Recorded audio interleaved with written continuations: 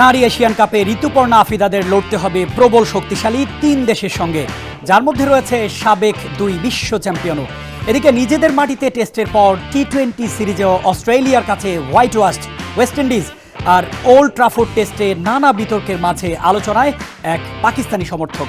সব খবর এক করে জানাবো আজকে খেলার বেলায়। সঙ্গে আছি শামীম খান। এশিয়ান কাপের মূল পর্বে বি গ্রুপে বাংলাদেশের 3 প্রতিপক্ষই র্যাঙ্কিংয়ে যোজন এগিয়ে। অস্ট্রেলিয়ায় অনুষ্ঠিতব্য এই আসরে খেলা ঋতুপর্ণা আফিদাদের জন্য স্বপ্ন পূরণের উপলক্ষ হলেও মাঠের লড়াইয়ে অপেক্ষা করছে বিরাট চ্যালেঞ্জ।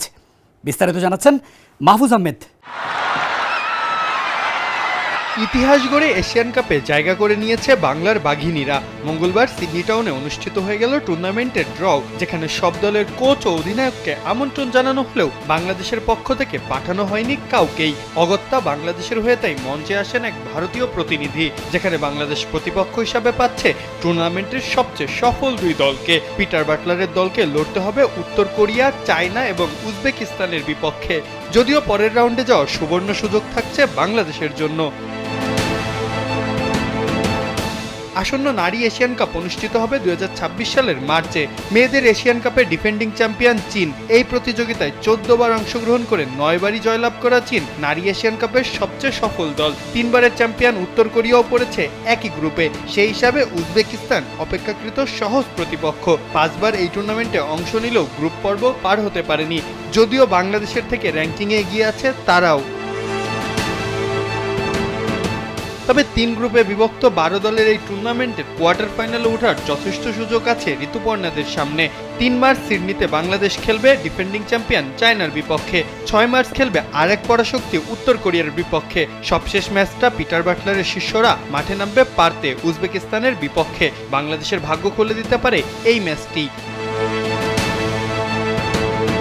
টুর্নামেন্টের 3 গ্রুপের শীর্ষ 2 দল করে মোট 6 দল সরাসরি চলে যাবে কোয়ার্টার ফাইনালে। আর 3 গ্রুপের মধ্যে তৃতীয় হওয়া 3টি দলের মধ্যে 2টি দল যুক্ত হবে তাদের সাথে নেক্সট রাউন্ডে। বাংলাদেশ যদি উজবেকিস্তানকে হারাতে পারে আর চীন ও উত্তর কোরিয়ার বিপক্ষে কম গোল হজম করে, তবেই বেশ ভালো সম্ভাবনা রয়েছে শামছুন নাহার তহুরাদের। এশিয়ান কাপের বাছাই পর্বে রীতিমতো উড়েছে বাংলাদেশ। 3 ম্যাচে করেছিল 16 গোল, হজম করেছিল মাত্র 1টি। শক্তিশালী মায়ানমারকে হারিয়েই উঠে এসেছিল এশিয়ান কাপের মূল পর্বে। মার্চে শুরু হয় এশিয়ান কাপেও কি সেই চমক দেখাতে পারবে ঋতুপর্ণারা? লাল সবুজের পতাকা কি বিজয় নিশান উড়াতে পারবে অস্ট্রেলিয়াতেও? আগ্রহ ক্রমশ বেড়েই চলেছে বাংলাদেশি ভক্তদের মনে। মাহফুজ আহমেদ, কালবেলা।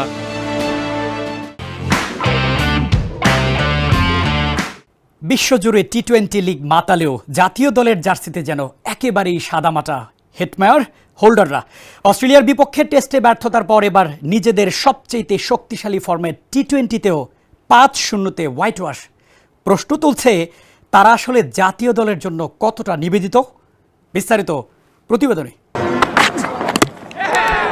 Hetmyer, Holder, Brandon King, Shepherd, রাদারফোর্ডদের মতো নামি দামি টি-20 স্পেশালিস্ট ক্রিকেটাররা আইপিএল থেকে শুরু করে বিশ্বের সব ফ্র্যাঞ্চাইজি লিগ কাঁপাচ্ছেন, অথচ তারা জাতীয় দলে দিচ্ছেনটা কি?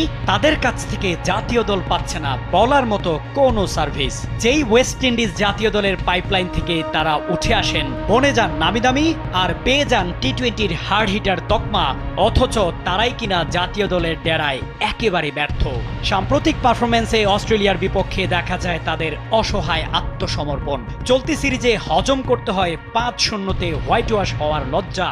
টেস্ট সিরিজে পারেননি। নিজেদের সবচেয়ে প্রিয় ফরম্যাট টি-20তে আশা দেখেছিল ওয়েস্ট ইন্ডিজ, সেটাতেও ভাঙেনি হারের বৃত্ত।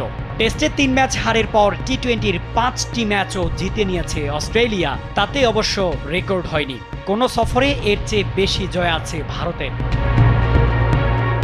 5 টি-20 4টি আগেই হেরেছিল। ব্রিসবেনে মঙ্গলবার ক্যারিবিয়ানদের ছিল ধবল ধোলাই এড়ানোর লড়াই, সেটিতেও ছন্ন ছাড়া স্বাগতিকরা। ওয়ার্নার পার্কে 170 রান নিয়ে লড়েছিল ওয়েস্ট ইন্ডিজ, সেটি 3 উইকেট ও 18 বল হাতে রেখেই টপকে যায় অস্ট্রেলিয়া। টেস্টের 3 ও টি-20 5 অর্থাৎ 8-0 ব্যবধানে সফর নিজেদের করেছে সফরকারী দল। আর এরই মধ্য দিয়ে হোয়াইট ওয়াশের লজ্জায় নিমজ্জিত হলো ক্রিকেট ওয়েস্ট ইন্ডিজ। শামীম খান, কালবেলা।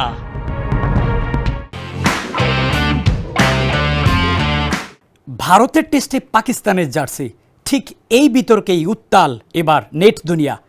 ম্যানচেস্টার টেস্ট শেষ হওয়ার একদিন পেরোলেও এক জার্সি কাণ্ডেই রয়ে গেছে সেই ম্যাচের রেশ। আসলে ওল্ড ট্রাফোর্ডে কী ঘটেছিল সেদিন, সেটাই জানাচ্ছেন ফাতিন ইশরাক।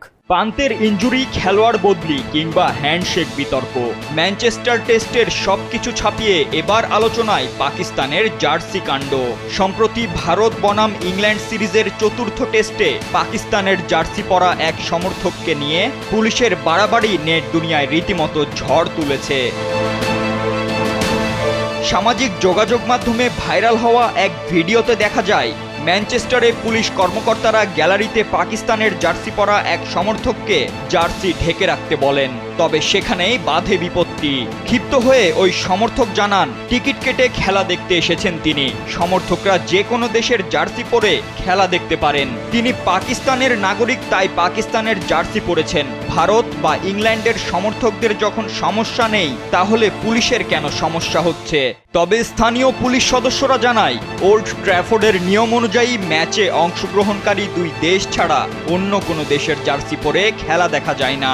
তাই পাকিস্তানের জার্সি ঢেকে রাখার অনুরোধ করা হয়েছে। বিভিন্ন গণমাধ্যমের তথ্য অনুযায়ী এই তর্কাতর্কির এক পর্যায়ে কিছুক্ষণের জন্য ওই সমর্থককে মাঠের বাইরেও নিয়ে যাওয়া হয়েছিল। তবে কিছুক্ষণ পর আবার তিনি মাঠে আসেন পাকিস্তানের জার্সি গায়েই। এমনকি ওই দর্শকের পর আরও এক সমর্থকের ছবি নেট দুনিয়ায় ছড়িয়ে পড়েছে, যেখানে দেখা গেছে পাকিস্তানের জার্সি হাতে ধরে পোজ দিয়েছেন তিনি, তবে জার্সিটি গায়ে জড়াননি। ওল্ড ট্র্যাফোর্ড টেস্টের কোন দিনের ঘটনা এটি তা পরিষ্কার নয়। তবে এই ঘটনায় নেট দুনিয়ায় ক্রিকেট প্রেমীদের মাঝে দেখা গেছে মিশ্র প্রতিক্রিয়া। অনেকে বলছেন সমর্থকদের যে কোনো দেশের জার্সি পরেই খেলা দেখার অধিকার রয়েছে, আবার অনেকে বলছেন খেলা দেখতে গেলে নিয়ম মানতেই হবে। তবে এত সব আলোচনার মধ্যে ঘটনাটি তদন্তের ঘোষণা দিয়েছে Lancashire cricket club. Fatin Ishraq, Kalbela. এই ছিল আজকের খেলার বেলায়। এতক্ষণ সঙ্গে থাকার জন্য ধন্যবাদ।